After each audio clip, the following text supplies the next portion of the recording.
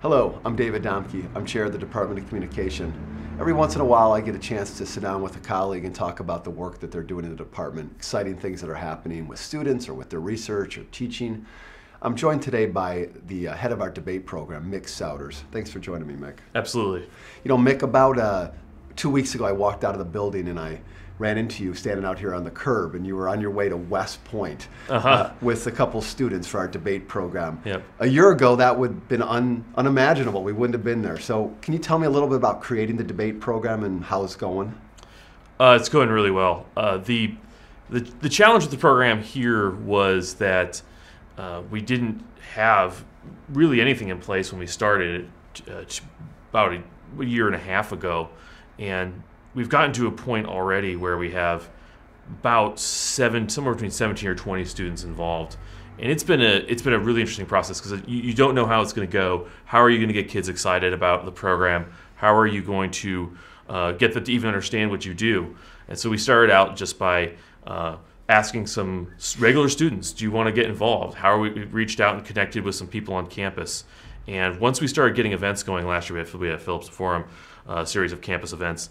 Once we started really gaining momentum, the students talk to each other. I put out a lot of advertising. It doesn't work nearly as much as students simply enjoying what they're doing. They talk to their friends, they have a good time, and they learn something big along the way about how discourse and democracy and argumentation work. It's been great, and now we got more kids than we can handle. So the debate program has maybe two components to it. There's this competitive team you're building, That's right. But then there's a broader kind of conversation about what it means to be involved in debate and how you participate in this. Is that right? Yeah, that's right. That's right. The public program, they're mutually supporting. We have a public program that's supposed to benefit the campus and the community at large, and that involves both facilitating a series of events. Right now we're working on contacting the daily, working on maybe facilitating campus elections and things like that. And so there's a part of this is public service to the community to get discourse and democracy involved. But the competitive team is another element of that, and they get out there and they go and win and lose debates against other teams, have their ideas challenged or confronted, and they really develop a passion for the activity. And that energy helps sustain the public service element of the program because they see how important it is, and then they go out there and they can bring it to people who want to participate in a different kind of way, who want to participate in the sense that they want to learn a little bit about how debate works, or they really just want to see what debate produces in terms of good dialogue and useful information, fun events.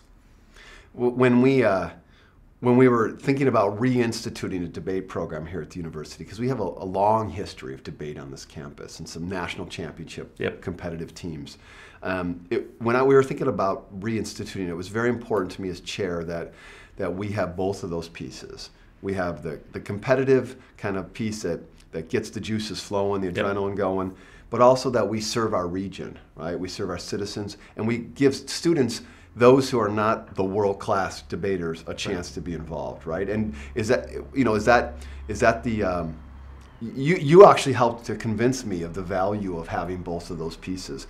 So maybe you could just talk a little bit about your own background in debate and why you love to teach this, why you love to coach it, your own experiences as a debater, as a teacher, as a researcher. Mm-hmm. Debate's been the most transformational activity of my life. I started out as age 14. I gave a speech in middle school, and it was in my 8th grade class, and it was about jet engines. And it was about, the teacher gave us bonus points for every minute over 6 minutes we talked. I talked for 24 minutes and about jet engines, and it must have been terribly boring. But she came up to me and said, maybe you would try out debate in high school, and I did. And it was completely transformational. I was a 14-year-old kid in a bad shirt and tie, but I was up there talking about U.S. policy toward China and things like that. And that was just something that and people had to listen. I didn't know at the time that they were compelled to listen by the activity. I felt like they were really listening to me, but it gave me an opportunity to talk and to get involved and to feel like what I said mattered. And that became a really important thing to me. I was an athlete in high school, and debate was a lot the same, except for an athlete, you go out there and you play a sport, and you run around. When I played soccer or tennis, and you kick or hit a ball. And to some extent, what you do is related to the ball. But in debate, what your ideas are matter, and your personality matters, and you're learning all the time, and it expands your ideas. And so when I see that same sort of transformation happen in others, when other people, as I got older in debate, as I debated in college and became a coach, and I saw that transformation happen for people, I knew that they were having the same thing happen to me. I met people whose lives were changed by debate, who wouldn't have reached where they were unless they had been involved in the activity. I was not a great student, actually, as a student. It was debate that kept me in school, that kept me involved, and made it so I went to graduate school. I could turn on the engine and succeed, and had the tools to think through and achieve my goal of being a faculty member at a university. And I just see that happen with kids all the time. They just need a place where they think people are listening to them, where their ideas seem like they matter, where they take ownership over viewpoints. And that makes teaching so much fun. And that's something, I saw this tournament we went to. You mentioned this, we're going to Military Academy. I saw that happen with these students. Before you go to the tournament, you're telling them about it, and they're going, yeah, whatever, right? And they go to the tournament, and the experience and the competition just, they're blown away. Now they want to know. Now they have to know. Now they own it, right? Yeah. And then they come home, and they're on campus, and I'm like, okay, we're going to do this event. And all of a sudden, it turns the corners on that, too. They see why that event matters, why this all matters in a bigger sense. And so that's really what makes me care about teaching this and coaching this, because it's really gotten to me where I am right now. So one of the big kickoff pieces for our reinstitution of debate was an event we held last year, and it's an annual event, so we've got another one coming up. Can you talk a little bit about that? Yeah, this is the Jerry Phillips Forum, and the Phillips Forum is a event that we're going to put on annually, where we invite a large number of people to come watch students who really haven't experienced debate before get involved in a public debate. What can they do? What if we took people out of our argumentation and classes and put them up in front of an audience and had them debate over a topic? And that's kind of rare, because even the kind of debate that I do in competition, really the debaters are in teams of two, and they're just in front of one person. And what we did here is we packed a room full of 100 people. And so when people imagine debate, right, like they imagine themselves standing in front of an audience and, and the audience watching them, we created that situation for them and gave them the opportunity to do this. And last year, Margot Lippman and I said, what if we did this? How well could it go? And I really didn't know what was going to happen. There were some nervous moments, but the students self-select, so it's 3 to 6 of them from the class, and they did it. And it was really important to us as we move forward, this idea that we name it after Jerry Phillips. And Jerry was somebody who I first met in the process of interviewing for the job here, and the first question he asked me was, what 3 books would you make every undergraduate read, I was like, okay, 3 questions, right? But it was exactly the kind of question I would ask, right? It was that kind of question. What is it? What is the mentality that you would request that every student have a background in? And it just made total sense to me as a question, and it told me that there was something different about Jerry. And as we went along, I talked to him about debate. It turns out that he and I hold a lot of the same views about debate, except for his are polished by years of experience and much greater background and a support for the activity. And I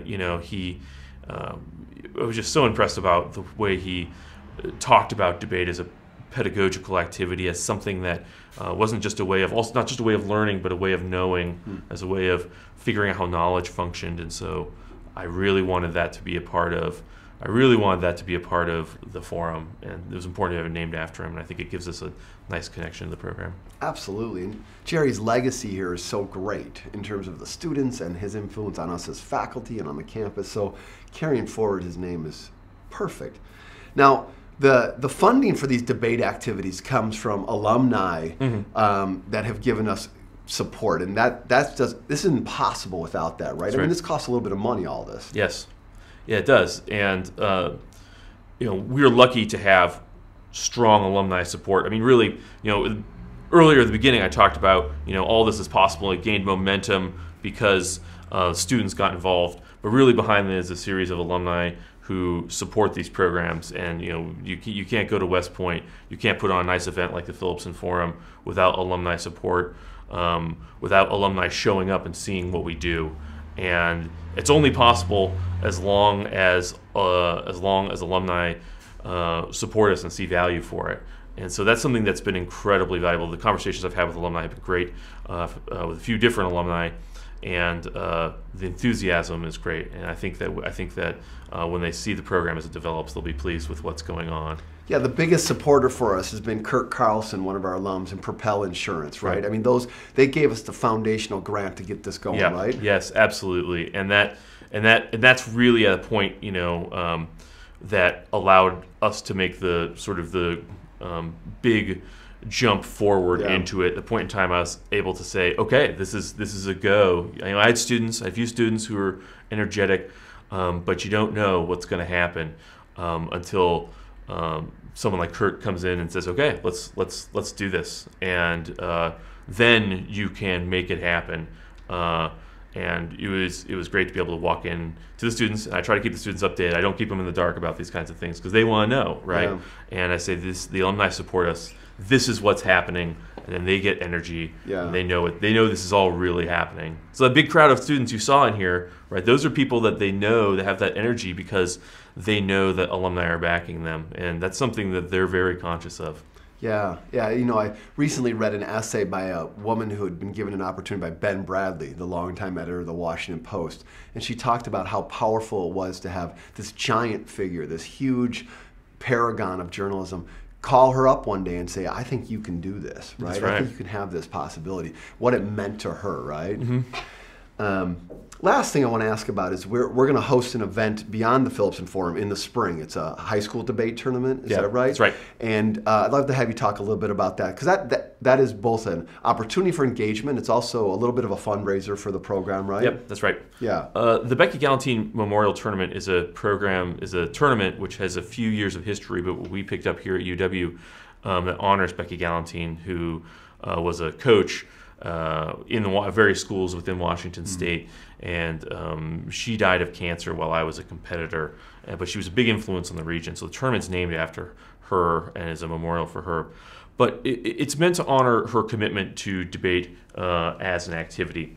Now, the reason we picked it up is because I think that UW, with a beautiful campus and such a great setting, is a great place to reach out and have students come to hear and engage in debates. It's a great opportunity for students to see our campus. It's, one of our program goals is to make UW a regional and eventually a nationally recognized program in debate. And the first way you do that is you reach down into the high schools and you get them here on campus seeing what we do and seeing what a great facilities we have. Obviously, we're already a global leader in research and in academics, and this is just one more facet and the way our department can reach so many high school students. And they're going to come to campus. I've already got calls from people in Eugene, Oregon, who are going to come up here and they're going to compete here, and they want to come here because UW is a place to come. Washington is a place people want to go, and it's not just any university and any campus. It's here.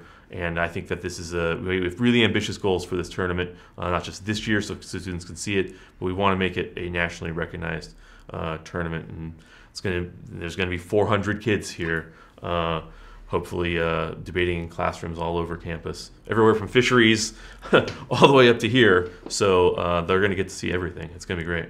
And real quick, this sets the stage for the consideration of a possible summer institute on debate with high school students. That's right. That's right.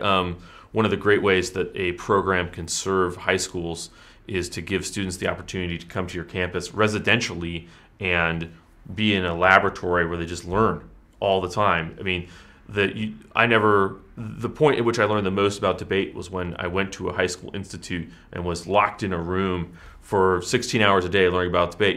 You tell people what high school debate institute is like, and they're like, it sounds like prison because they're just locked doing debate, and you can't imagine it. Most high school people, I think, consider that experience the most fun they have in their life. It was for me. It was a total blast, bringing them here to campus and teaching them that, and having them the opportunity to come here and learn about debate. That's part of making us a center for debate, as being a great opportunity this summer at the Husky Debate Institute. Great. Well, Mick, the energy you bring, the passion, the organizational abilities. I mean, you've been here for about a year and three months or so. Right, yeah. So I really appreciate it. I mean, you've done great work. Thank you very much. Absolutely. Yeah, thank you very much, Mick. I'm David Domke. I'm chair of the Department of Communication. This is one of our new colleagues, Mick Souders, who joined us just a year ago and already just doing phenomenal things with our debate program. Thanks for joining this conversation with the chair. Good day.